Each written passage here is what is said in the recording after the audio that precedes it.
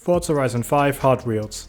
In case you remember, back in 2017, Plagon took the entire community by surprise by revealing Forza Horizon 3's second expansion, which was also Hot Wheels themed. So this isn't the first time they've done something like this before.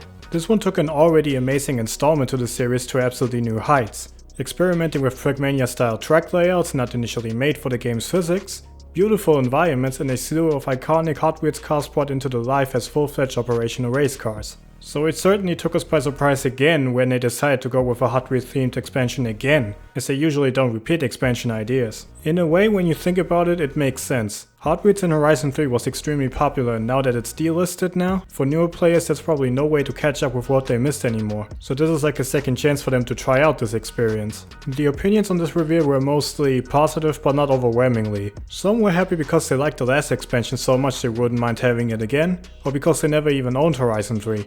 Others would have liked them to bring something fresh to the table, me included. Especially after a very long wait of 9 months till we got something since launch. Usually the first Forza expansion takes around a month or two after launch to come out. However, as long as the expansion doesn't feel too much like what we got before, I wouldn't have minded really. Sure, the physics and the track props will probably be reused, so it will always strike some similarities. But the map layout can always be entirely different, new types of stunts can be introduced, a whole new fleet of Hot Wheels cars and Forza can be brought in, perhaps a new progression system, and I can say it delivers on those aspects for the most part. Compared to Horizon 3's Hot Wheels map, this time it's not taking place on an island but actually in the sky, consisting of a bunch of different floating platforms that host a variety of different biomes. A snow area with different mountains, a forest area, and also the canyon. Unfortunately, you can't just drive off the map and fall down to Mexico. The engine wasn't built for that. The first time you enter the Hot Wheels world, you probably wonder what this is on the HUD. This is the new roll indicator, displaying your current car rotation relative to the gravity in the Hot Wheels park. While you do get some skill points for putting your car in the correct rotation pretty smoothly, this seems to have no other real use whatsoever, so I immediately disabled it out of the HUD, since it definitely seems bigger on the screen than it actually really is. Same goes for the new stunt steering assist. I never noticed a positive difference aside from my car usually flipping out on magnetic or vertically placed tracks, but that can be turned off as well. After the usual introduction races finish, you'll be brought into the B-Class qualifier, which will let you into the Academy in case you win it. The Academy is a set of challenges, PR stunts, races and collectibles you need to complete in order to earn a set of medals that will unlock the qualifier into the next car class for you.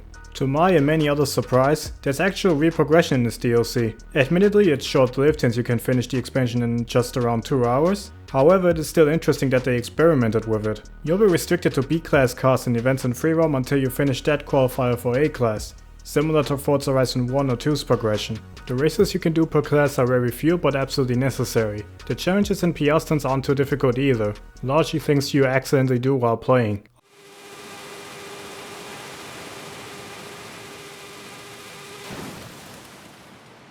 Although the one you need to drive from the outpost to the dragon at the mountain was kinda confusing, as they didn't show where that dragon was located on the map, and I had to figure that out. Now the races are a bit of a different story, at least on higher difficulties like Pro. A few new changes. There are now magnetic track fields often used on steep downhill or sharp upward sections. Loops are where the track starts rotating, in order to keep cars fixed to the road when required. Doesn't work all the time though.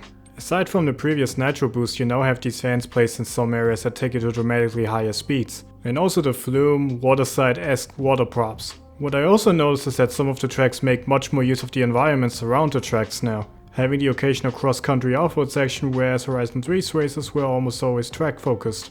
The 3 biomes give you a considerable amount of diversity in track layouts, from speeding down into a volcano to rallying through thick layers of snow, canyon areas and much more.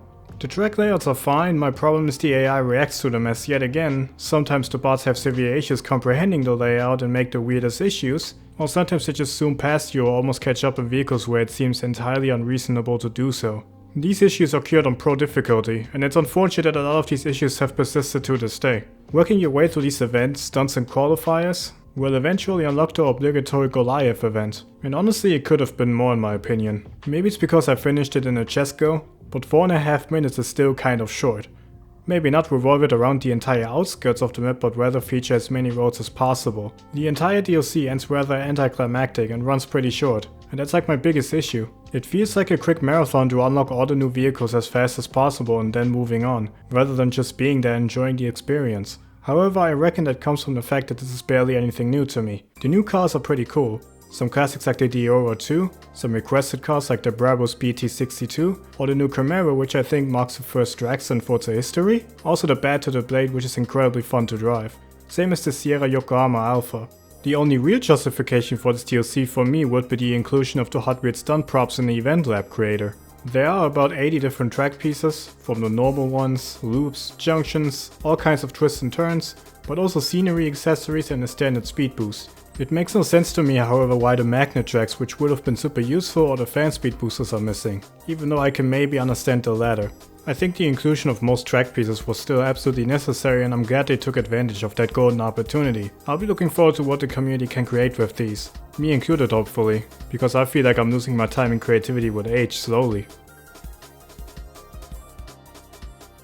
So that's how I feel about the new DLC. I think its content is a little short for $20. The novelty for someone who has missed the last expansion might make the price tag worth it. For me, however, there was little excitement through my entire playthrough.